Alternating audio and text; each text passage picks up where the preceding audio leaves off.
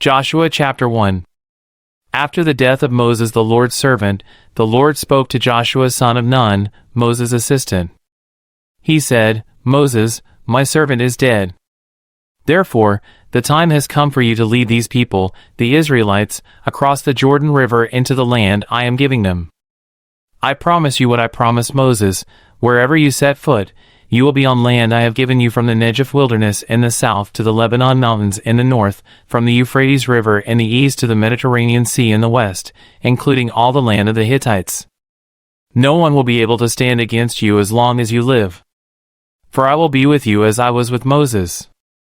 I will not fail you or abandon you. Be strong and courageous, for you are the one who will lead these people to possess all the land I swore to their ancestors I would give them. Be strong and very courageous. Be careful to obey all the instructions Moses gave you. Do not deviate from them, turning either to the right or to the left. Then you will be successful in everything you do. Study this book of instruction continually. Meditate on it day and night so you will be sure to obey everything written in it. Only then will you prosper and succeed in all you do. This is my command: be strong and courageous. Do not be afraid or discouraged. For the Lord your God is with you wherever you go. Joshua then commanded the officers of Israel, Go through the camp and tell the people to get their provisions ready. In 3 days you will cross the Jordan River and take possession of the land the Lord your God is giving you. Then Joshua called together the tribes of Reuben, Gad, and the half-tribe of Manasseh. He told them, Remember what Moses, the servant of the Lord, commanded you. The Lord your God is giving you a place of rest. He has given you this land. Your wives, children, and livestock may remain here in the land Moses assigned to you on the east side of the Jordan River. But your strong warriors, fully armed, must lead the other tribes across the Jordan to help them conquer their territory. Stay with them until the Lord gives them rest, as He has given you rest, and until they, too, possess the land the Lord your God is giving them. Only then may you return and settle here on the east side of the Jordan River in the land that Moses, the servant of the Lord, assigned to you. They answered Joshua, We will do whatever you command us, and we will go wherever you send us. We will obey you just as we obeyed Moses. And may the Lord your God be with you as He was with Moses. Anyone who rebels against your orders and does not obey your words and everything you command will be put to death. So be strong and courageous. Chapter 2. Then Joshua secretly sent out 2 spies from the Israelite camp at Acacia Grove. He instructed them, Scout out the land on the other side of the Jordan River, especially around Jericho. So the 2 men set out and came to the house of a prostitute named Rahab and stayed there that night. But someone told the king of Jericho, Some Israelites have come here tonight to spy out the land. So the king of Jericho sent orders to Rahab, Bring out the men who have come into your house, for they have come here to spy out the whole land. Rahab had hidden the 2 men, but she replied, Yes, the men were here earlier, but I didn't know where they were from. They left the town at dusk, as the gates were about to close. I don't know where they went. If you hurry, you can probably catch up with them. Actually, she had taken them up to the roof and hidden them beneath bundles of flax she had laid out. So the king's men went looking for the spies along the road leading to the shallow crossings of the Jordan River. And as soon as the king's men had left, the gate of Jericho was shut. Before the spies went to sleep that night, Rahab went up on the roof to talk with them. I know the Lord has given you this land, she told them. We are all afraid of you. Everyone in the land is living in terror. For we have heard how the Lord made a dry path for you through the Red Sea when you left Egypt. And we know what you did to Sihon and Og, the 2 Amorite kings east of the Jordan River, whose people you completely destroyed. No wonder our hearts have melted in fear. No one has the courage to fight after hearing such things. For the Lord your God is the supreme God of the heavens above and the earth below. Now swear to me by the Lord that you will be kind to me and my family since I have helped you. Give me some guarantee that when Jericho is conquered, you will let me live, along with my father and mother, my brothers and sisters, and all their families. We offer our own lives as a guarantee for your safety, the men agreed. If you don't betray us, we will keep our promise and be kind to you when the Lord gives us the land." Then, since Rahab's house was built into the town wall, she let them down by a rope through the window. "Escape to the hill country," she told them. "Hide there for 3 days from the men searching for you. Then, when they have returned, you can go on your way." Before they left, the men told her, "We will be bound by the oath we have taken only if you follow these instructions. When we come into the land, you must leave this scarlet rope hanging from the window through which you let us down. And all your family members, your father, mother, brothers, and all your relatives must be here inside the house. If they go out into the street and are killed, it will not be our fault. But if anyone lays a hand on people inside this house, we will accept the responsibility for their death. If you betray us, however, we are not bound by this oath in any way." "I accept your terms," she replied. And she sent them on their way, leaving the scarlet rope hanging from the window. The spies went up into the hill country and stayed there 3 days. The men who were chasing them searched everywhere along the road, but they finally returned without success. Then the 2 spies came down from the hill country, crossed the Jordan River, and reported to Joshua all that had happened to them. "The Lord has given us the whole land," they said, "for all the people in the land are terrified of us." Chapter 3. Early the next morning Joshua and all the Israelites left Acacia Grove and arrived at the banks of the Jordan River, where they camped before crossing. 3 days later the Israelite officers went through the camp, giving these instructions to the people: "When you see the Levitical priests carrying the Ark of the Covenant of the Lord your God, move out from your positions and follow them. Since you have never traveled this way before, they will guide you. Stay about half a mile behind them, keeping a clear distance between you and the Arkansas. Make sure you don't come any closer." Then Joshua told the people, "Purify yourselves, for tomorrow the Lord will do great wonders among you." In the morning Joshua said to the priests, "Lift up the Ark of the Covenant and lead the people across the river." And so they started out and went ahead of the people.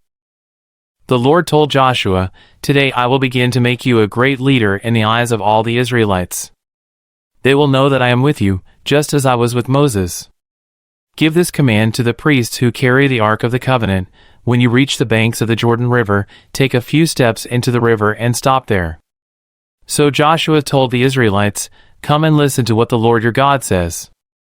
Today you will know that the living God is among you. He will surely drive out the Canaanites, Hittites, Hivites, Perizzites, Girgashites, Amorites, and Jebusites ahead of you. Look, the Ark of the Covenant, which belongs to the Lord of the whole earth, will lead you across the Jordan River.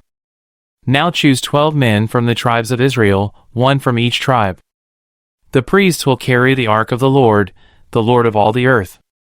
As soon as their feet touch the water, the flow of water will be cut off upstream, and the river will stand up like a wall."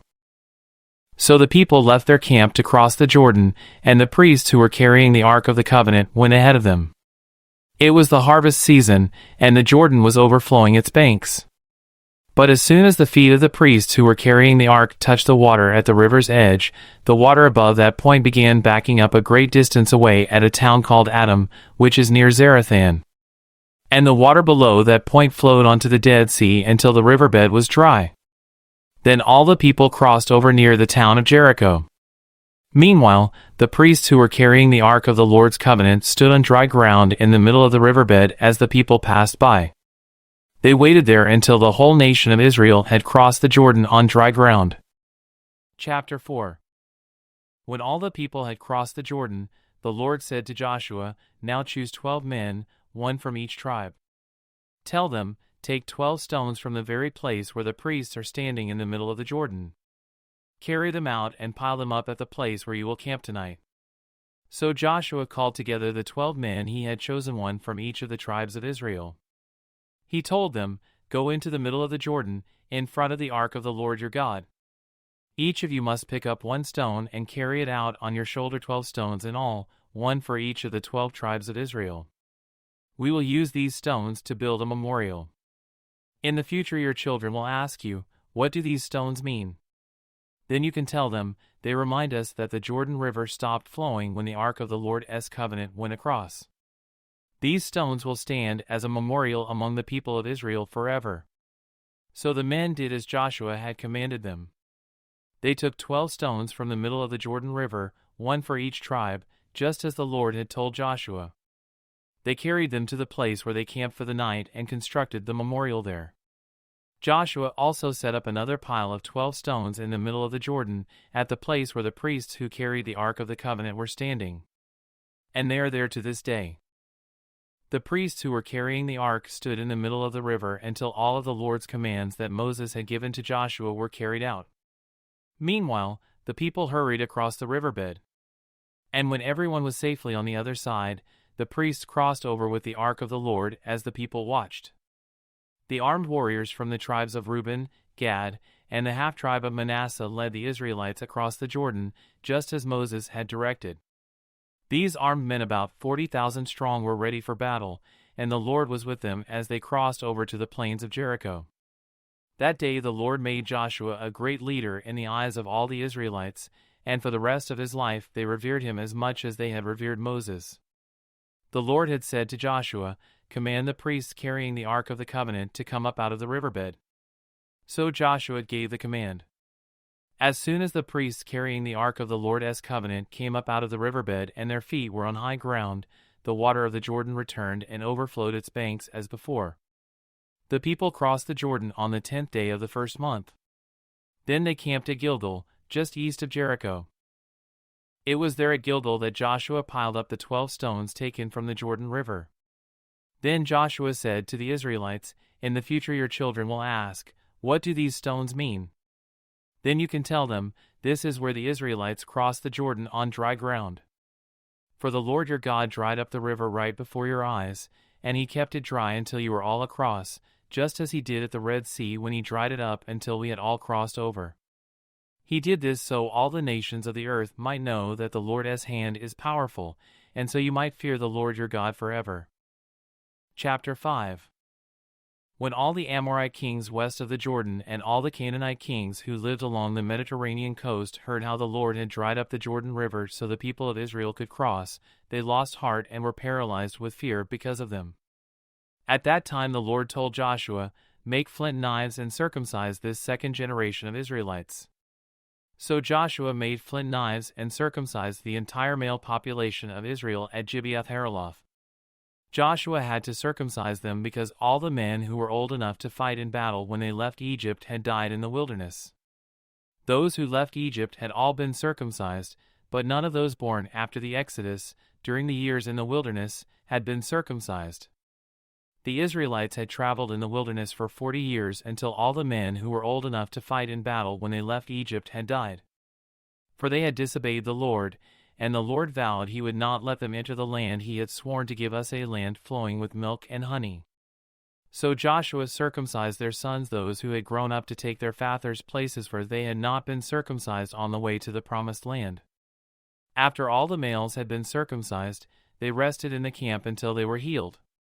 Then the Lord said to Joshua, "Today I have rolled away the shame of your slavery in Egypt."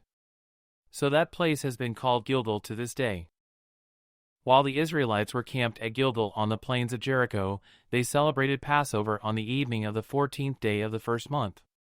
The very next day they began to eat unleavened bread and roasted grain harvested from the land. No manna appeared on the day they first ate from the crops of the land, and it was never seen again. So from that time on the Israelites ate from the crops of Canaan. When Joshua was near the town of Jericho, he looked up and saw a man standing in front of him with sword in hand. Joshua went up to him and demanded, "Are you friend or foe?" "Neither one," he replied. "I am the commander of the Lord's army." At this, Joshua fell with his face to the ground in reverence. "I am at your command," Joshua said. "What do you want your servant to do?" The commander of the Lord's army replied, "Take off your sandals, for the place where you are standing is holy." And Joshua did as he was told. Chapter 6. Now the gates of Jericho were tightly shut because the people were afraid of the Israelites. No one was allowed to go out or in. But the Lord said to Joshua, "I have given you Jericho, its king, and all its strong warriors. You and your fighting men should march around the town once a day for 6 days. 7 priests will walk ahead of the ark, each carrying a ram's horn. On the 7th day you are to march around the town 7 times, with the priests blowing the horns. When you hear the priests give one long blast on the ram's horns, have all the people shout as loud as they can. Then the walls of the town will collapse, and the people can charge straight into the town. So Joshua called together the priests and said, Take up the ark of the Lord's covenant, and assign 7 priests to walk in front of it, each carrying a ram's horn. Then he gave orders to the people, March around the town, and the armed men will lead the way in front of the ark of the Lord. After Joshua spoke to the people, the 7 priests with the ram's horns started marching in the presence of the Lord, blowing the horns as they marched. And the ark of the Lord's covenant followed behind them. Some of the armed men marched in front of the priests with the horns, and some behind the ark, with the priests continually blowing the horns. Do not shout, do not even talk, Joshua commanded. Not a single word from any of you until I tell you to shout. Then shout! So the ark of the Lord was carried around the town once that day, and then everyone returned to spend the night in the camp. Joshua got up early the next morning, and the priests again carried the ark of the Lord. The 7 priests with the ram's horns marched in front of the ark of the Lord, blowing their horns. Again the armed men marched both in front of the priests with the horns and behind the ark of the Lord. All this time the priests were blowing their horns. On the 2nd day they again marched around the town once and returned to the camp. They followed this pattern for 6 days. On the 7th day the Israelites got up at dawn and marched around the town as they had done before. But this time they went around the town 7 times. The 7th time around, as the priests sounded the long blast on their horns, Joshua commanded the people, Shout! For the Lord has given you the town. Jericho and everything in it must be completely destroyed as an offering to the Lord. Only Rahab the prostitute and the others in her house will be spared, for she protected our spies. Do not take any of the things set apart for destruction, or you yourselves will be completely destroyed, and you will bring trouble on the camp of Israel. Everything made from silver, gold, bronze, or iron is sacred to the Lord and must be brought into his treasury. When the people heard the sound of the ram's horns, they shouted as loud as they could. Suddenly, the walls of Jericho collapsed, and the Israelites charged straight into the town and captured it. They completely destroyed everything in it with their swordsmen and women, young and old, cattle, sheep, goats, and donkeys. Meanwhile, Joshua said to the 2 spies, Keep your promise. Go to the prostitute's house and bring her out, along with all her family. The men who had been spies went in and brought out Rahab, her father, mother, brothers, and all the other relatives who were with her. They moved her whole family to a safe place near the camp of Israel. Then the Israelites burned the town and everything in it. Only the things made from silver, gold, bronze, or iron were kept for the treasury of the Lord's house. So Joshua spared Rahab the prostitute and her relatives who were with her in the house because she had hidden the spies Joshua sent to Jericho. And she lives among the Israelites to this day. At that time Joshua invoked this curse, May the curse of the Lord fall on anyone who tries to rebuild the town of Jericho. At the cost of his firstborn son, he will lay its foundation. At the cost of his youngest son, he will set up its gates. So the Lord was with Joshua, and his reputation spread throughout the land. Chapter 7. But Israel violated the instructions about the things set apart for the Lord. A man named Achan had stolen some of these dedicated things, so the Lord was very angry with the Israelites. Achan was the son of Carmi, a descendant of Zimri son of Zerah, of the tribe of Judah. Joshua sent some of his men from Jericho to spy out the town of Ai, east of Bethel, near Beth-aven. When they returned, they told Joshua, There's no need for all of us to go up there, it won't take more than 2,000 or 3,000 men to attack Ai. Since there are so few of them, don't make all our people struggle to go up there. So approximately 3,000 warriors were sent, but they were soundly defeated. The men of Ai chased the Israelites from the town gate as far as the quarries, and they killed about 36 who were retreating down the slope. The Israelites were paralyzed with fear at this turn of events, and their courage melted away. Joshua and the elders of Israel tore their clothing in dismay, threw dust on their heads, and bowed face down to the ground before the ark of the Lord until evening. Then Joshua cried out, "O, sovereign Lord, why did you bring us across the Jordan River if you were going to let the Amorites kill us? If only we had been content to stay on the other side. Lord, what can I say now that Israel has fled from its enemies? For when the Canaanites and all the other people living in the land hear about it, they will surround us and wipe our name off the face of the earth. And then what will happen to the honor of your great name?" But the Lord said to Joshua, "Get up. Why are you lying on your face like this? Israel has sinned and broken my covenant. They have stolen some of the things that I commanded must be set apart for me. And they have not only stolen them but have lied about it and hidden the things among their own belongings. That is why the Israelites are running from their enemies in defeat. For now, Israel itself has been set apart for destruction. I will not remain with you any longer unless you destroy the things among you that were set apart for destruction. Get up. Command the people to purify themselves in preparation for tomorrow. For this is what the Lord, the God of Israel, says, hidden among you, O Israel, are things set apart for the Lord. You will never defeat your enemies until you remove these things from among you. In the morning you must present yourselves by tribes, and the Lord will point out the tribe to which the guilty man belongs. That tribe must come forward with its clans, and the Lord will point out the guilty clan. That clan will then come forward, and the Lord will point out the guilty family. Finally, each member of the guilty family must come forward one by one. The one who has stolen what was set apart for destruction will himself be burned with fire, along with everything he has, for he has broken the covenant of the Lord and has done a horrible thing in Israel. Early the next morning Joshua brought the tribes of Israel before the Lord, and the tribe of Judah was singled out. Then the clans of Judah came forward, and the clan of Zerah was singled out. Then the families of Zerah came forward, and the family of Zimri was singled out. Every member of Zimri's family was brought forward person by person, and Achan was singled out. Then Joshua said to Achan, "My son, give glory to the Lord, the God of Israel, by telling the truth. Make your confession and tell me what you have done. Don't hide it from me." Achan replied, "It is true. I have sinned against the Lord, the God of Israel. Among the plunder I saw a beautiful robe from Babylon, 200 silver coins, and a bar of gold weighing more than a pound. I wanted them so much that I took them. They are hidden in the ground beneath my tent, with the silver buried deeper than the rest." So Joshua sent some men to make a search.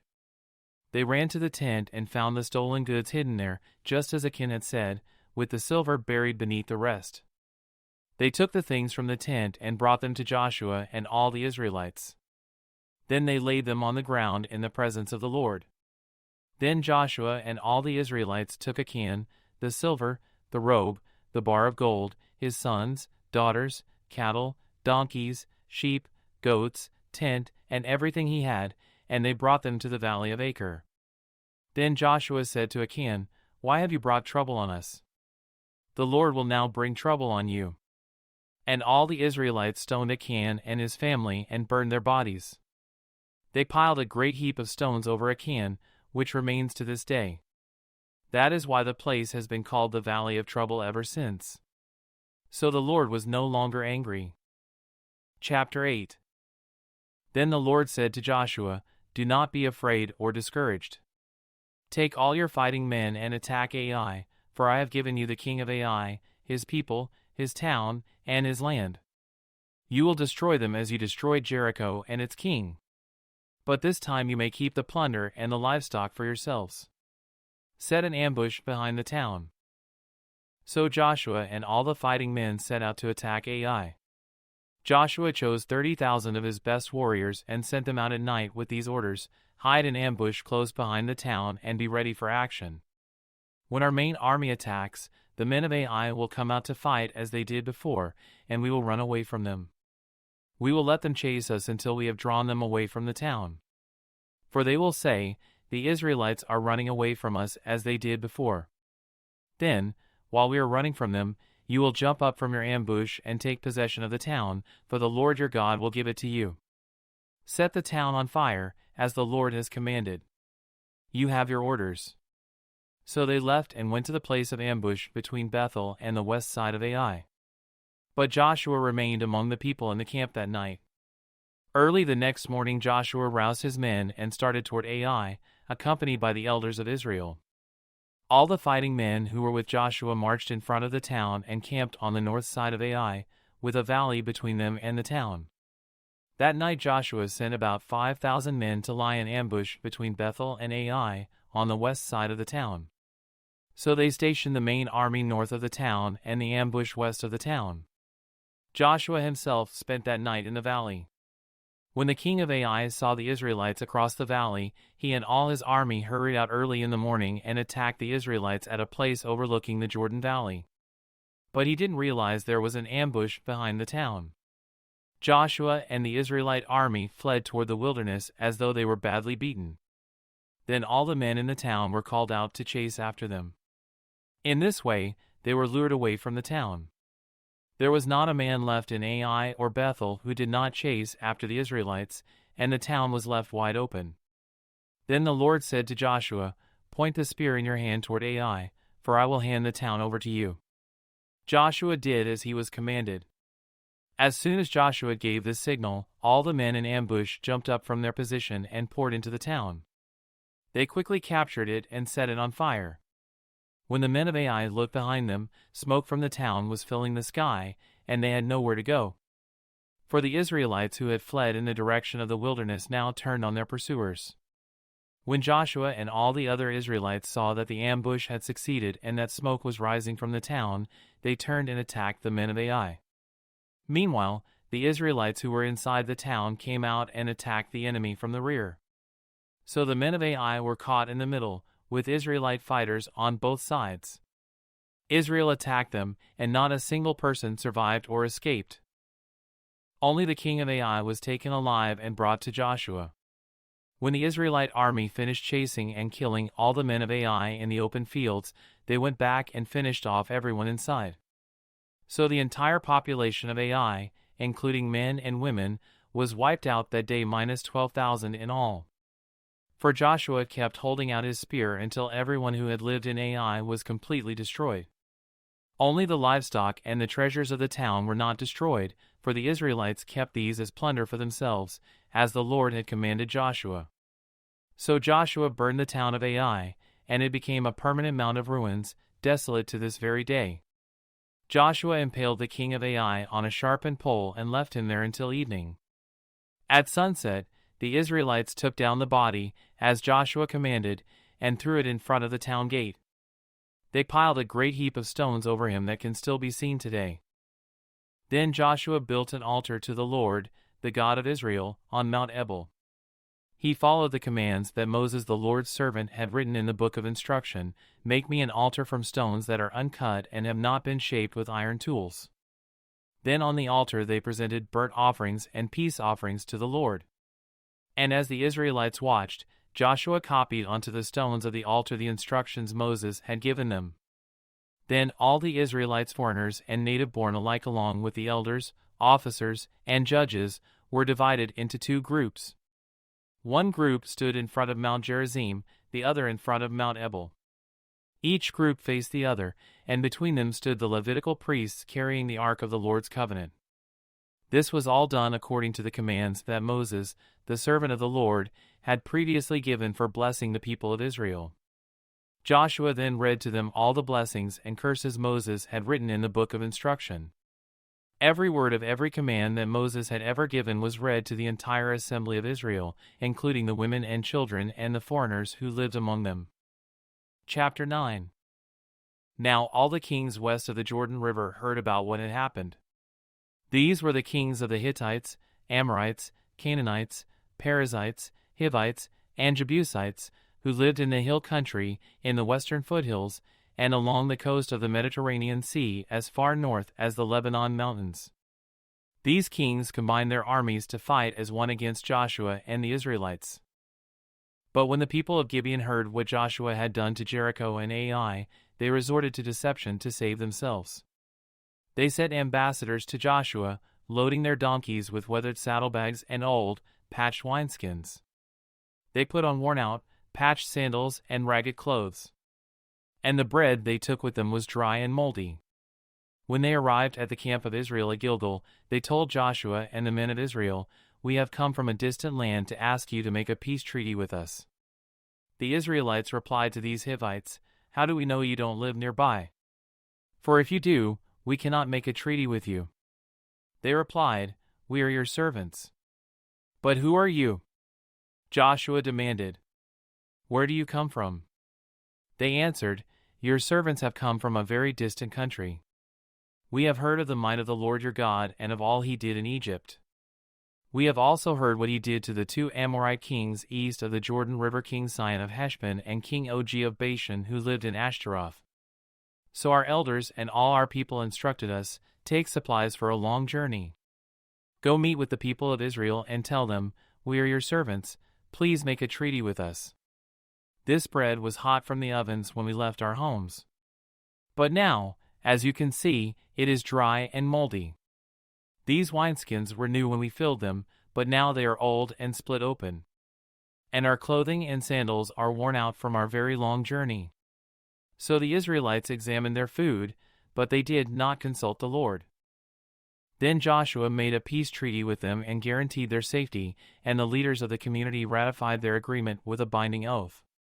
3 days after making the treaty, they learned that these people actually lived nearby.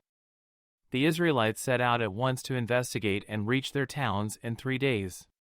The names of these towns were Gibeon, Kephirah, Beeroth, and Kiriath-Jearim. But the Israelites did not attack the towns, for the Israelite leaders had made a vow to them in the name of the Lord, the God of Israel. The people of Israel grumbled against their leaders because of the treaty.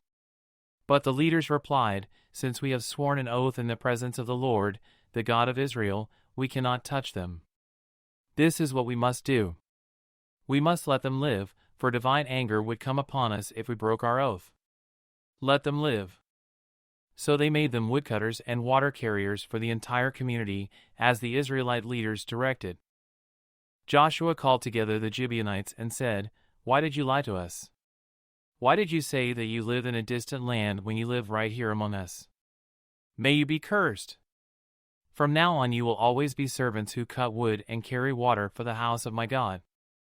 They replied, "We did it because we your servants were clearly told that the Lord your God commanded his servant Moses to give you this entire land and to destroy all the people living in it. So we feared greatly for our lives because of you. That is why we have done this. Now we are at your mercy, do to us whatever you think is right." So Joshua did not allow the people of Israel to kill them. But that day he made the Gibeonites the woodcutters and water carriers for the community of Israel and for the altar of the Lord wherever the Lord would choose to build it. And that is what they do to this day. Chapter 10. Adonizedek, king of Jerusalem, heard that Joshua had captured and completely destroyed Ai and killed its king, just as he had destroyed the town of Jericho and killed its king. He also learned that the Gibeonites had made peace with Israel and were now their allies. He and his people became very afraid when they heard all this, because Gibeon was a large town, as large as the royal cities and larger than Ai. And the Gibeonite men were strong warriors. So King Adonizedek of Jerusalem sent messengers to several other kings, Hoam of Hebron, Piram of Jarmuth, Japhia of Lachish, and Debir of Eglon. "Come and help me destroy Gibeon," he urged them, "for they have made peace with Joshua and the people of Israel." So these 5 Amorite kings combined their armies for a united attack. They moved all their troops into place and attacked Gibeon. The men of Gibeon quickly sent messengers to Joshua at his camp in Gilgal. "Don't abandon your servants now," they pleaded. "Come at once. Save us. Help us." For all the Amorite kings who live in the hill country have joined forces to attack us. So Joshua and his entire army, including his best warriors, left Gilgal and set out for Gibeon. "Do not be afraid of them," the Lord said to Joshua, "for I have given you victory over them. Not a single one of them will be able to stand up to you." Joshua traveled all night from Gilgal and took the Amorite armies by surprise. The Lord threw them into a panic, and the Israelites slaughtered great numbers of them at Gibeon. Then the Israelites chased the enemy along the road to Beth-horon, killing them all along the way to Azekah and Makkedah. As the Amorites retreated down the road from Beth-horon, the Lord destroyed them with a terrible hailstorm from heaven that continued until they reached Azekah. The hail killed more of the enemy than the Israelites killed with the sword. On the day the Lord gave the Israelites victory over the Amorites, Joshua prayed to the Lord in front of all the people of Israel. He said, "Let the sun stand still over Gibeon, and the moon over the valley of Ajalon." So the sun stood still and the moon stayed in place until the nation of Israel had defeated its enemies. Is this event not recorded in?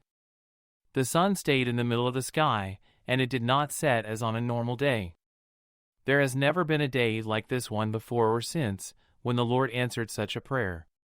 Surely the Lord fought for Israel that day. Then Joshua and the Israelite army returned to their camp at Gilgal. During the battle, the 5 kings escaped and hid in a cave at Makkedah. When Joshua heard that they had been found, he issued this command: "Cover the opening of the cave with large rocks, and place guards at the entrance to keep the kings inside. The rest of you continue chasing the enemy and cut them down from the rear. Don't give them a chance to get back to their towns, for the Lord your God has given you victory over them." So Joshua and the Israelite army continued the slaughter and completely crushed the enemy. They totally wiped out the 5 armies except for a tiny remnant that managed to reach their fortified towns. Then the Israelites returned safely to Joshua in the camp at Makkedah. After that, no one dared to speak even a word against Israel. Then Joshua said, "Remove the rocks covering the opening of the cave, and bring the 5 kings to me." So they brought the 5 kings out of the cave, the kings of Jerusalem, Hebron, Jarmuth, Lachish, and Eglon. When they brought them out, Joshua told the commanders of his army, "Come and put your feet on the kings' necks." And they did as they were told. "Don't ever be afraid or discouraged," Joshua told his men.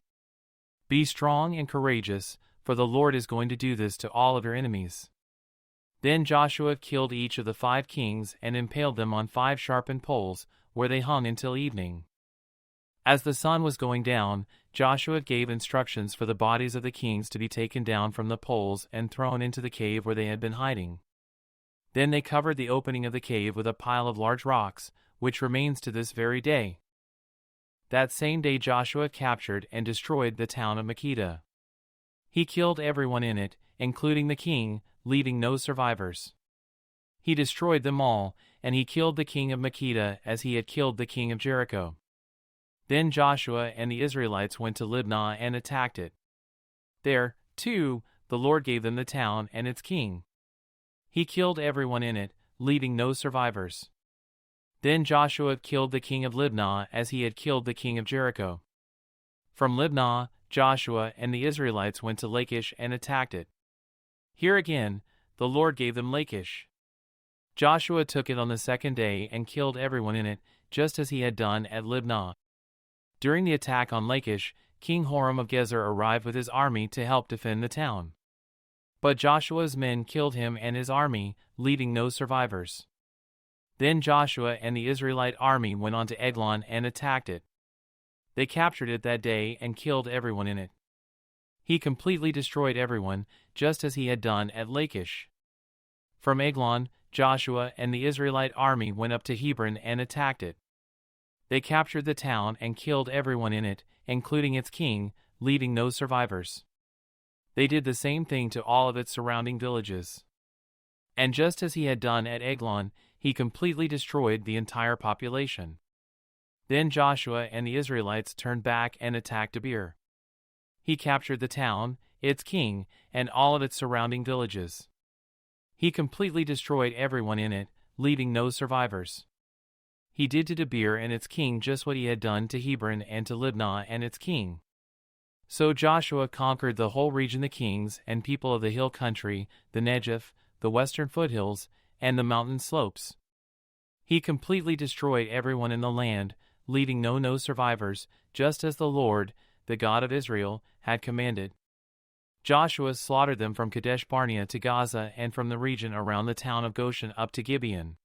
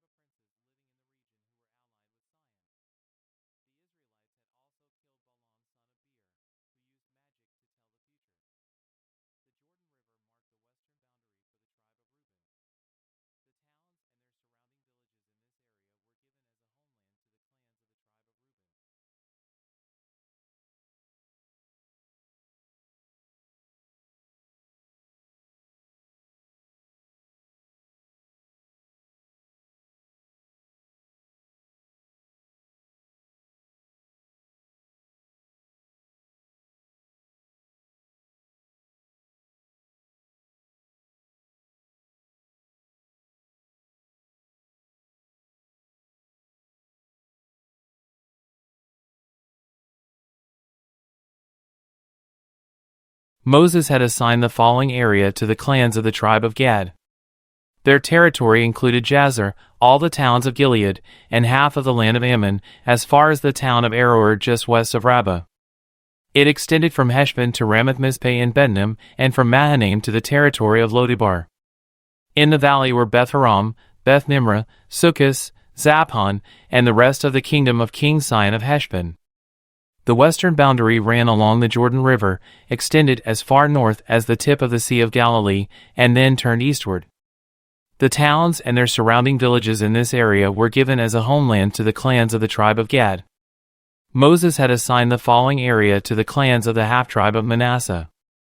Their territory extended from Mahanaim, including all of Bashan, all the former kingdom of King Og, and the 60 towns of Jair and Bashan.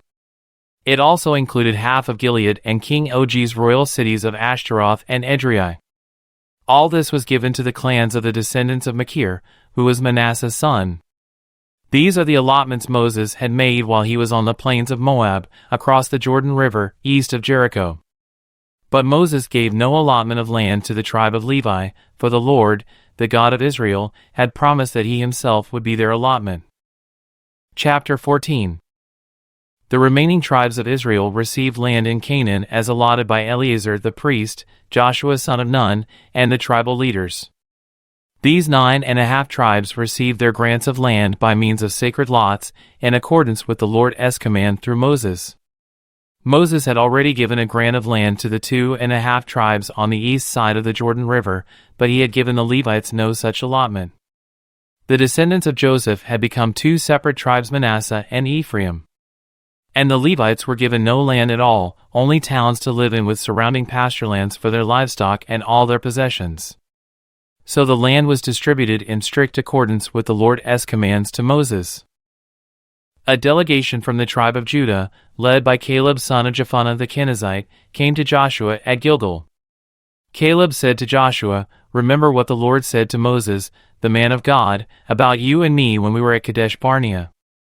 I was 40 years old when Moses, the servant of the Lord, sent me from Kadesh Barnea to explore the land of Canaan. I returned and gave an honest report, but my brothers who went with me frightened the people from entering the promised land. For my part, I wholeheartedly followed the Lord my God. So that day Moses solemnly promised me, the land of Canaan on which you were just walking will be your grant of land and that of your descendants forever, because you wholeheartedly followed the Lord my God. Now, as you can see, the Lord has kept me alive and well as he promised for all these 45 years since Moses made this promise, even while Israel wandered in the wilderness. Today I am 85 years old. I am as strong now as I was when Moses sent me on that journey, and I can still travel and fight as well as I could then. So give me the hill country that the Lord promised me. You will remember that as scouts we found the descendants of Anak living there in great, walled towns. But if the Lord is with me, I will drive them out of the land, just as the Lord said." So Joshua blessed Caleb son of Jephunneh and gave Hebron to him as his portion of land. Hebron still belongs to the descendants of Caleb son of Jephunneh the Kenizzite because he wholeheartedly followed the Lord, the God of Israel. Previously Hebron had been called Kiriath Arba. It had been named after Arba, a great hero of the descendants of Anak. And the land had rest from war. Chapter 15. The allotment for the clans of the tribe of Judah reached southward to the border of Edom, as far south as the wilderness of Zin. The southern boundary began at the south bay of the Dead Sea, ran south of Scorpion Pass into the wilderness of Zin, and then went south of Kadesh Barnea to Hezron. Then it went up to Adar, where it turned toward Karka. From there it passed to Asnan until it finally reached the brook of Egypt, which it followed to the Mediterranean Sea. This was their southern boundary. The eastern boundary extended along the Dead Sea to the mouth of the Jordan River. The northern boundary began at the bay where the Jordan River empties into the Dead Sea, went up from there to Beth Hogla, then proceeded north of Beth Araba to the stone of Bohan. Bohan was Reuben's son. From that point it went through the valley of Acre to Debir, turning north toward Gilgal, which is across from the slopes of Adumim on the south side of the valley. From there the boundary extended to the springs at En-Shemesh and on to En-Rogel. The boundary then passed through the valley of Ben Hinnom, along the southern slopes of the Jebusites, where the city of Jerusalem is located. Then it went west to the top of the mountain above the valley of Hinnom, and on up to the northern end of the valley of Rephaim. From there the boundary extended from the top of the mountain to the spring at the waters of Nephtoah, and from there to the towns on Mount Ephron. Then it turned toward Bala, that is, Kiriath Jearim. The boundary circled west of Bala to Mount Seir, passed along to the town of Kesalon on the northern slope of Mount Jearim, and went down to Beth Shemesh and on to Timnah. The boundary then proceeded to the slope of the hill north of Ekron, where it turned toward Shikron and Mount Bala. It passed Jabneel and ended at the Mediterranean Sea. The western boundary was the shoreline of the Mediterranean Sea. These are the boundaries for the clans of the tribe of Judah. The Lord commanded Joshua to assign some of Judah's territory to Caleb son of Jephunneh.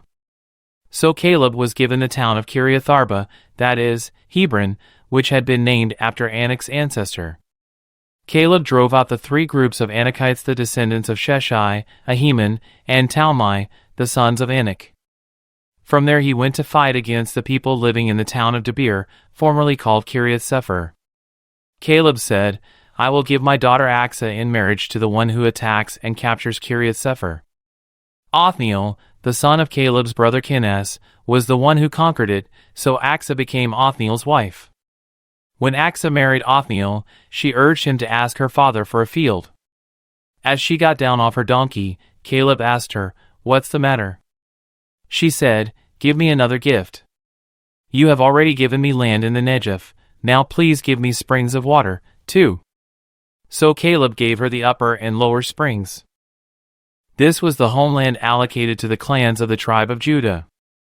The towns of Judah situated along the borders of Edom in the extreme south were Kabzeel, Eder, Jagur, Kena, Dimonah, Adada, Kadesh, Hazor, Itnan, Ziph, Telem, Beloth, Hazor Hadada, Kerioth Hezron, that is, Hazor, Ammon, Shema, Molada, Hazargada, Heshman, Beth-Pelet, Hazar-Shul, Beersheba, Biziathiah, Bala, Aim, Ezem, Eltaled, Kezel, Hormah, Ziklag, Madmannah, Sansana, Leboth, Shillim, Ain, and Rimmon, 29 towns with their surrounding villages.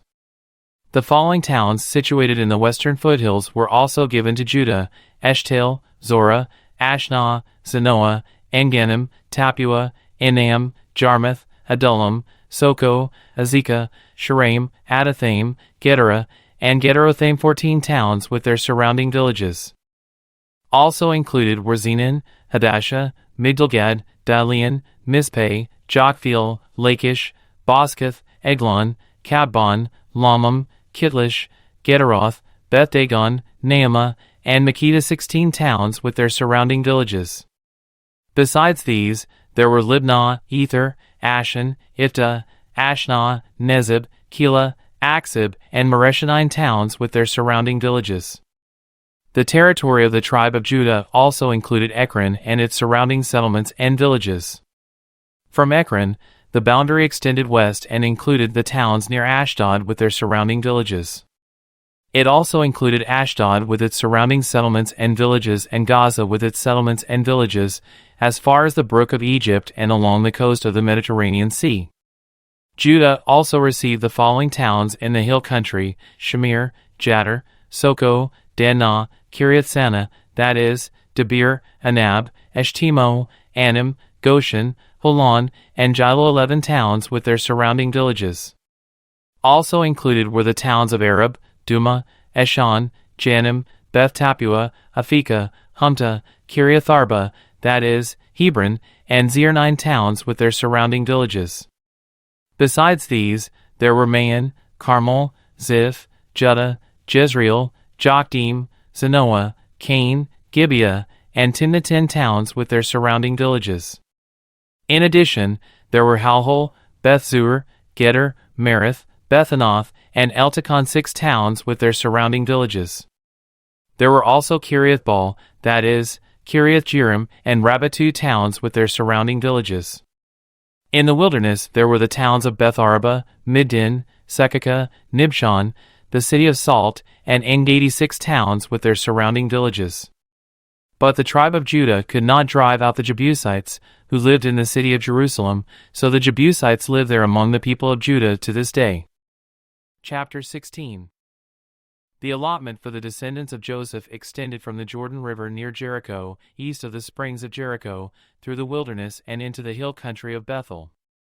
From Bethel, that is, Luz, it ran over to Adaroth in the territory of the Archites. Then it descended westward to the territory of the Japhletites as far as lower Beth-horon, then to Gezer and over to the Mediterranean Sea. This was the homeland allocated to the families of Joseph's sons, Manasseh and Ephraim. The following territory was given to the clans of the tribe of Ephraim. The boundary of their homeland began at Adaroth-adar in the east. From there it ran to upper Beth-horon, then on to the Mediterranean Sea. From Mikmethath on the north, the boundary curved eastward past Tanath-shiloh to the east of Genoa. From Genoa it turned southward to Adaroth and Nara, touched Jericho, and ended at the Jordan River. From Tappuah the boundary extended westward, following the Kana ravine to the Mediterranean Sea. This is the homeland allocated to the clans of the tribe of Ephraim. In addition, some towns with their surrounding villages in the territory allocated to the half-tribe of Manasseh were set aside for the tribe of Ephraim. They did not drive the Canaanites out of Gezer, however, so the people of Gezer live as slaves among the people of Ephraim to this day. Chapter 17.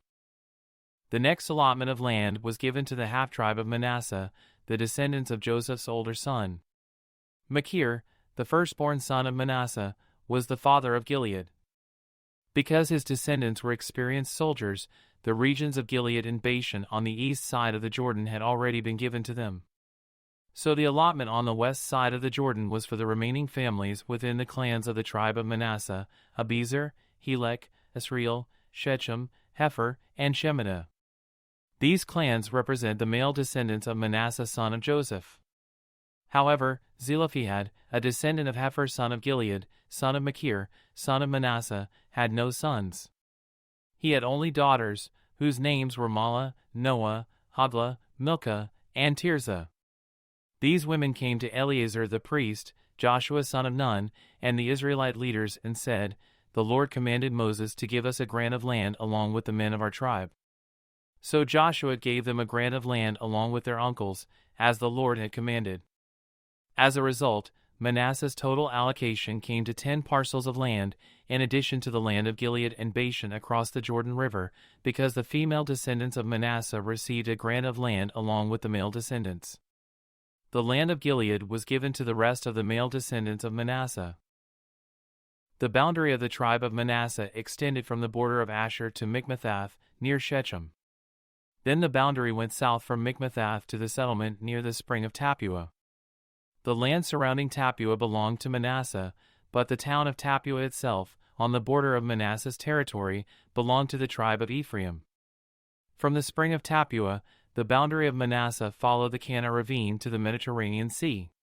Several towns south of the ravine were inside Manasseh's territory, but they actually belonged to the tribe of Ephraim. In general, however, the land south of the ravine belonged to Ephraim, and the land north of the ravine belonged to Manasseh. Manasseh's boundary ran along the northern side of the ravine and ended at the Mediterranean Sea. North of Manasseh was the territory of Asher, and to the east was the territory of Issachar. The following towns within the territory of Issachar and Asher, however, were given to Manasseh: Bethshan, Ibleam, Dor, that is, Napho Dor, Ender, Tanakh, and Megiddo, each with their surrounding settlements. But the descendants of Manasseh were unable to occupy these towns because the Canaanites were determined to stay in that region. Later, however, when the Israelites became strong enough, they forced the Canaanites to work as slaves. But they did not drive them out of the land. The descendants of Joseph came to Joshua and asked, "Why have you given us only one portion of land as our homeland when the Lord has blessed us with so many people?" Joshua replied, "If there are so many of you, and if the hill country of Ephraim is not large enough for you, clear out land for yourselves in the forest where the Perizzites and Rephates live." The descendants of Joseph responded, "It's true that the hill country is not large enough for us. But all the Canaanites in the lowlands have iron chariots, both those in Bethshan and its surrounding settlements and those in the valley of Jezreel. They are too strong for us."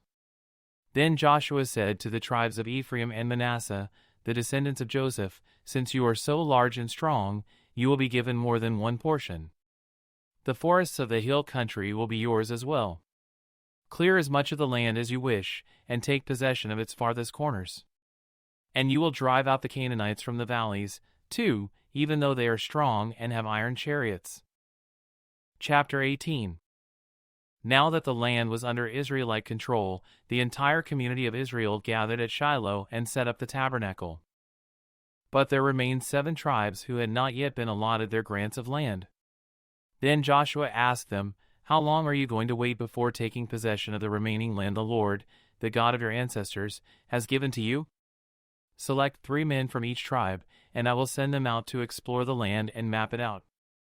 They will then return to me with a written report of their proposed divisions of their new homeland. Let them divide the land into 7 sections, excluding Judah's territory in the south and Joseph's territory in the north.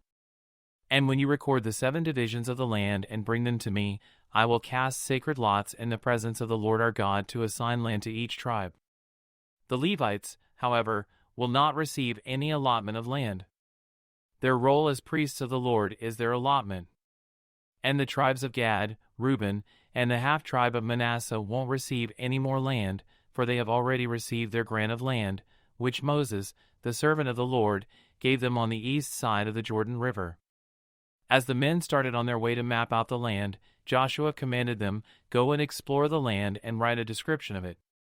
Then return to me, and I will assign the land to the tribes by casting sacred lots here in the presence of the Lord at Shiloh." The men did as they were told and mapped the entire territory into 7 sections, listing the towns in each section. They made a written record and then returned to Joshua in the camp at Shiloh. And there at Shiloh, Joshua cast sacred lots in the presence of the Lord to determine which tribe should have each section. The first allotment of land went to the clans of the tribe of Benjamin. It lay between the territory assigned to the tribes of Judah and Joseph.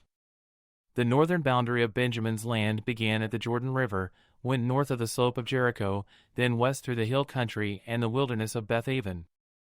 From there the boundary went south to Luz, that is, Bethel, and proceeded down to Adaroth-Adar on the hill that lies south of lower Beth-horon. The boundary then made a turn and swung south along the western edge of the hill facing Beth-horon, ending at the village of Kiriath-baal, that is, Kiriath-jearim, a town belonging to the tribe of Judah. This was the western boundary. The southern boundary began at the outskirts of Kiriath-jearim.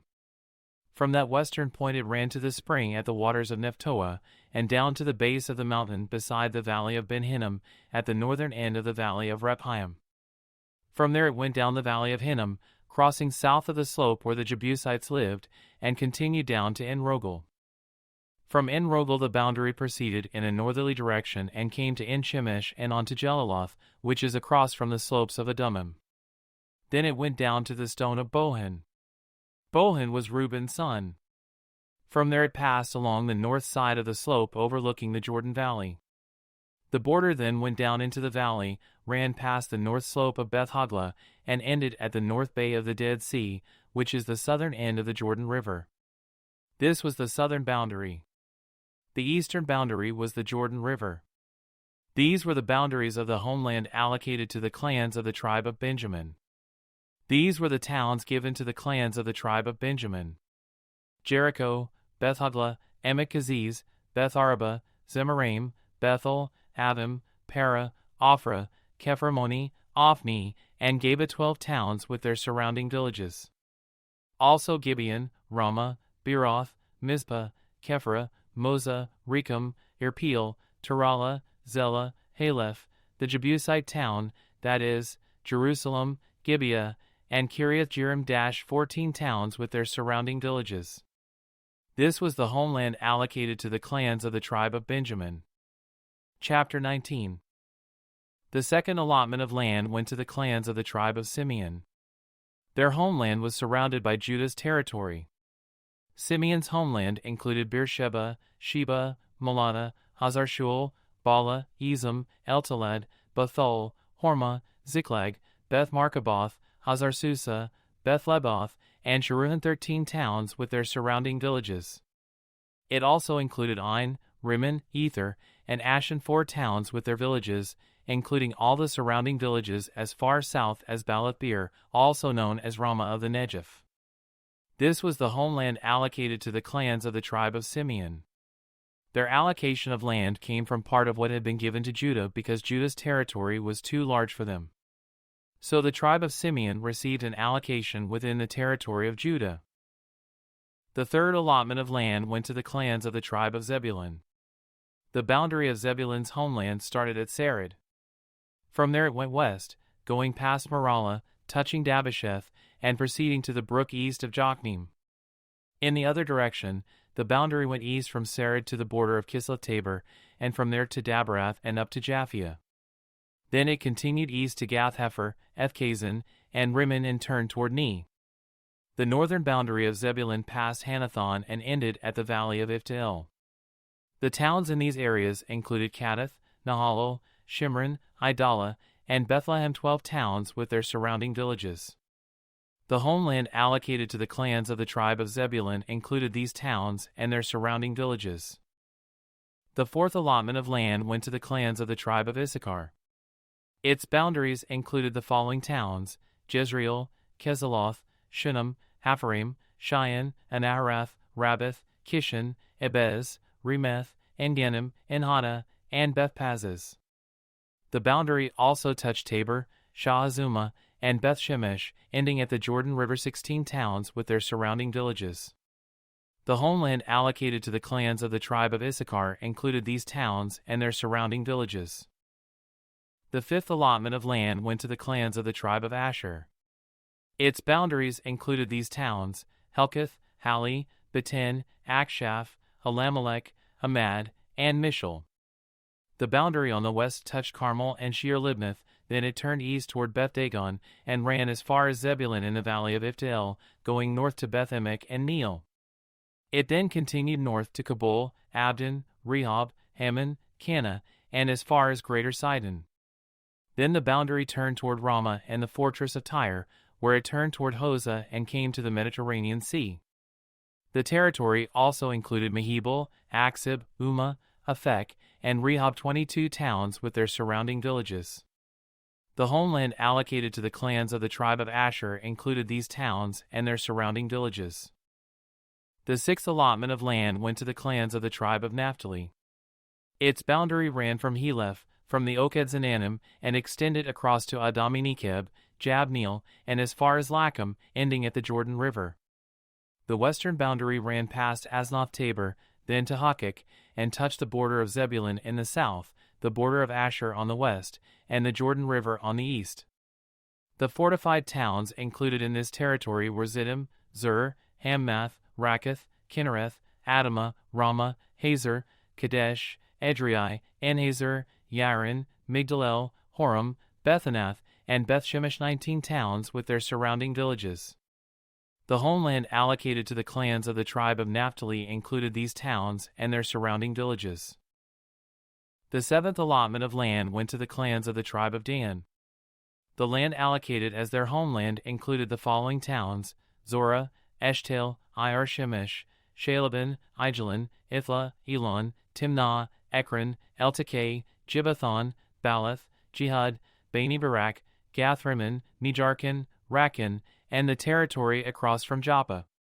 But the tribe of Dan had trouble taking possession of their land, so they attacked the town of Laish. They captured it, slaughtered its people, and settled there. They renamed the town Dan after their ancestor. The homeland allocated to the clans of the tribe of Dan included these towns and their surrounding villages. After all the land was divided among the tribes, the Israelites gave a piece of land to Joshua as his allocation. For the Lord had said he could have any town he wanted. He chose Timnath-Serah in the hill country of Ephraim. He rebuilt the town and lived there. These are the territories that Eleazar the priest, Joshua son of Nun, and the tribal leaders allocated as grants of land to the tribes of Israel by casting sacred lots in the presence of the Lord at the entrance of the tabernacle at Shiloh. So the division of the land was completed. Chapter 20. The Lord said to Joshua, "Now tell the Israelites to designate the cities of refuge, as I instructed Moses. Anyone who kills another person accidentally and unintentionally can run to one of these cities. They will be places of refuge from relatives seeking revenge for the person who was killed. Upon reaching one of these cities, the one who caused the death will appear before the elders at the city gate and present his case. They must allow him to enter the city and give him a place to live among them. If the relatives of the victim come to avenge the killing, the leaders must not release the slayer to them, for he killed the other person unintentionally and without previous hostility. But the slayer must stay in that city and be tried by the local assembly, which will render a judgment. And he must continue to live in that city until the death of the high priest who was in office at the time of the accident. After that, he is free to return to his own home in the town from which he fled. The following cities were designated as cities of refuge: Kadesh of Galilee, in the hill country of Naphtali; Shechem, in the hill country of Ephraim; and Kiriath-arba, that is, Hebron, in the hill country of Judah. On the east side of the Jordan River, across from Jericho, the following cities were designated: Bezer, in the wilderness plain of the tribe of Reuben; Ramoth in Gilead, in the territory of the tribe of Gad; and Golan in Bashan, in the land of the tribe of Manasseh. These cities were set apart for all the Israelites as well as the foreigners living among them. Anyone who accidentally killed another person could take refuge in one of these cities. In this way, they could escape being killed in revenge prior to standing trial before the local assembly. Chapter 21. Then the leaders of the tribe of Levi came to consult with Eleazar the priest, Joshua son of Nun, and the leaders of the other tribes of Israel. They came to them at Shiloh in the land of Canaan and said, "The Lord commanded Moses to give us towns to live in and pasturelands for our livestock." So by the command of the Lord the people of Israel gave the Levites the following towns and pasturelands out of their own grants of land. The descendants of Aaron, who were members of the Kohathite clan within the tribe of Levi, were allotted 13 towns that were originally assigned to the tribes of Judah, Simeon, and Benjamin. The other families of the Kohathite clan were allotted 10 towns from the tribes of Ephraim, Dan, and the half-tribe of Manasseh. The clan of Gershon was allotted 13 towns from the tribes of Issachar, Asher, Naphtali, and the half-tribe of Manasseh in Bashan. The clan of Merari was allotted 12 towns from the tribes of Reuben, Gad, and Zebulun. So the Israelites obeyed the Lord's command to Moses and assigned these towns and pasturelands to the Levites by casting sacred lots. The Israelites gave the following towns from the tribes of Judah and Simeon to the descendants of Aaron, who were members of the Kohathite clan within the tribe of Levi, since the sacred lot fell to them first: Kiriath-arba, that is, Hebron, in the hill country of Judah, along with its surrounding pasturelands. Arba was an ancestor of Anak. But the open fields beyond the town and the surrounding villages were given to Caleb son of Jephunneh as his possession. The following towns with their pasturelands were given to the descendants of Aaron the priest: Hebron, a city of refuge for those who accidentally killed someone; Libnah, Jattir, Eshtemoa, Holon, Debir, Ain, Judah, and Beth-Shemesh, 9 towns from these 2 tribes. From the tribe of Benjamin the priests were given the following towns with their pasturelands: Gibeon, Geba, Anathoth, and Almon, 4 towns. So in all, 13 towns with their pasturelands were given to the priests, the descendants of Aaron. The rest of the Kohathite clan from the tribe of Levi was allotted the following towns and pasturelands from the tribe of Ephraim: Shechem in the hill country of Ephraim, a city of refuge for those who accidentally killed someone; Gezer, Kibzaim, and Beth-horon, 4 towns. The following towns and pasturelands were allotted to the priests from the tribe of Dan: Eltekeh, Gibbethon, Aijalon, and Gathrimmon, 4 towns. The half-tribe of Manasseh allotted the following towns with their pasturelands to the priests: Tanakh and Gathrimmon, 2 towns. So in all, 10 towns with their pasturelands were given to the rest of the Kohathite clan.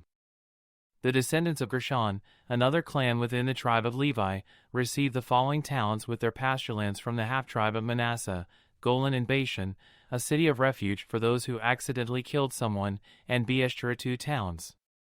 From the tribe of Issachar they received the following towns with their pasturelands: Kishon, Dabereth, Jarmuth, and En-gannim, 4 towns. From the tribe of Asher they received the following towns with their pasturelands: Mishal, Abdon, Helkath, and Rehob, 4 towns. From the tribe of Naphtali they received the following towns with their pasturelands: Kadesh in Galilee, a city of refuge for those who accidentally killed someone, Hamath-dor, and Kartan 3 towns. So in all, 13 towns with their pasturelands were allotted to the clan of Gershon. The rest of the Levites, the Merari clan, were given the following towns with their pasturelands from the tribe of Zebulun: Jokneam, Kartah, Dimnah, and Nahalal, 4 towns. From the tribe of Reuben they received the following towns with their pasturelands: Bezer, Jahaz, Kedemoth, and Mephaath, 4 towns. From the tribe of Gad they received the following towns with their pasturelands: Ramoth in Gilead, a city of refuge for those who accidentally killed someone, Mahanaim, Heshbon, and Jazer, 4 towns. So in all, 12 towns were allotted to the clan of Merari. The total number of towns and pasturelands within Israelite territory given to the Levites came to 48. Every one of these towns had pasturelands surrounding it. So the Lord gave to Israel all the land he had sworn to give their ancestors, and they took possession of it and settled there. And the Lord gave them rest on every side, just as he had solemnly promised their ancestors. None of their enemies could stand against them, for the Lord helped them conquer all their enemies. Not a single one of all the good promises the Lord had given to the family of Israel was left unfulfilled. Everything he had spoken came true. Chapter 22. Then Joshua called together the tribes of Reuben, Gad, and the half-tribe of Manasseh. He told them, "You have done as Moses, the servant of the Lord, commanded you, and you have obeyed every order I have given you. During all this time you have not deserted the other tribes. You have been careful to obey the commands of the Lord your God right up to the present day. And now the Lord your God has given the other tribes rest, as he promised them. So go back home to the land that Moses, the servant of the Lord, gave you as your possession on the east side of the Jordan River. But be very careful to obey all the commands and the instructions that Moses gave to you. Love the Lord your God, walk in all his ways, obey his commands, hold firmly to him, and serve him with all your heart and all your soul." So Joshua blessed them and sent them away, and they went home. Moses had given the land of Bashan, east of the Jordan River, to the half-tribe of Manasseh. The other half of the tribe was given land west of the Jordan. As Joshua sent them away and blessed them, he said to them, "Go back to your homes with the great wealth you have taken from your enemies, the vast herds of livestock, the silver, gold, bronze, and iron, and the large supply of clothing. Share the plunder with your relatives." So the men of Reuben, Gad, and the half-tribe of Manasseh left the rest of Israel at Shiloh in the land of Canaan. They started the journey back to their own land of Gilead, the territory that belonged to them according to the Lord's command through Moses. But while they were still in Canaan, and when they came to a place called Jeliloth near the Jordan River, the men of Reuben, Gad, and the half-tribe of Manasseh stopped to build a large and imposing altar. The rest of Israel heard that the people of Reuben, Gad, and the half-tribe of Manasseh had built an altar at Jeliloth at the edge of the land of Canaan, on the west side of the Jordan River. So the whole community of Israel gathered at Shiloh and prepared to go to war against them. First, however, they sent a delegation led by Phinehas son of Eleazar, the priest, to talk with the tribes of Reuben, Gad, and the half-tribe of Manasseh. In this delegation were 10 leaders of Israel, one from each of the 10 tribes, and each the head of his family within the clans of Israel. When they arrived in the land of Gilead, they said to the tribes of Reuben, Gad, and the half-tribe of Manasseh, "The whole community of the Lord demands to know why you are betraying the God of Israel. How could you turn away from the Lord and build an altar for yourselves in rebellion against him? Was our sin at Peor not enough? To this day we are not fully cleansed of it, even after the plague that struck the entire community of the Lord. And yet today you are turning away from following the Lord. If you rebel against the Lord today, he will be angry with all of us tomorrow. If you need the altar because the land you possess is defiled, then join us in the Lord's land, where the tabernacle of the Lord is situated, and share our land with us. But do not rebel against the Lord or against us by building an altar other than the one true altar of the Lord our God." Didn't divine anger fall on the entire community of Israel when Achan, a member of the clan of Zerah, sinned by stealing the things set apart for the Lord? He was not the only one who died because of his sin. Then the people of Reuben, Gad, and the half-tribe of Manasseh answered the heads of the clans of Israel, "The Lord, the Mighty One, is God. The Lord, the Mighty One, is God. He knows the truth, and may Israel know it, too. We have not built the altar in treacherous rebellion against the Lord. If we have done so, do not spare our lives this day. If we have built an altar for ourselves to turn away from the Lord or to offer burnt offerings or grain offerings or peace offerings, may the Lord himself punish us. The truth is, we have built this altar because we fear that in the future your descendants will say to ours, "What right do you have to worship the Lord, the God of Israel?" The Lord has placed the Jordan River as a barrier between our people and you people of Reuben and Gad. You have no claim to the Lord. So your descendants may prevent our descendants from worshiping the Lord. So we decided to build the altar, not for burnt offerings or sacrifices, but as a memorial. It will remind our descendants and your descendants that we, too, have the right to worship the Lord at his sanctuary with our burnt offerings, sacrifices, and peace offerings. Then your descendants will not be able to say to ours, "You have no claim to the Lord." If they say this, our descendants can reply, "Look at this copy of the Lord's altar that our ancestors made." It is not for burnt offerings or sacrifices, it is a reminder of the relationship both of us have with the Lord. Far be it from us to rebel against the Lord or turn away from him by building our own altar for burnt offerings, grain offerings, or sacrifices. Only the altar of the Lord our God that stands in front of the tabernacle may be used for that purpose. When Phinehas the priest and the leaders of the community, the heads of the clans of Israel, heard this from the tribes of Reuben, Gad, and the half-tribe of Manasseh, they were satisfied. Phinehas son of Eleazar, the priest, replied to them, "Today we know the Lord is among us because you have not committed this treachery against the Lord as we thought. Instead, you have rescued Israel from being destroyed by the hand of the Lord." Then Phinehas son of Eleazar, the priest, and the other leaders left the tribes of Reuben and Gad and Gilead and returned to the land of Canaan to tell the Israelites what had happened. And all the Israelites were satisfied and praised God and spoke no more of war against Reuben and Gad. The people of Reuben and Gad named the altar Witness, for they said, "It is a witness between us and them that the Lord is our God, too."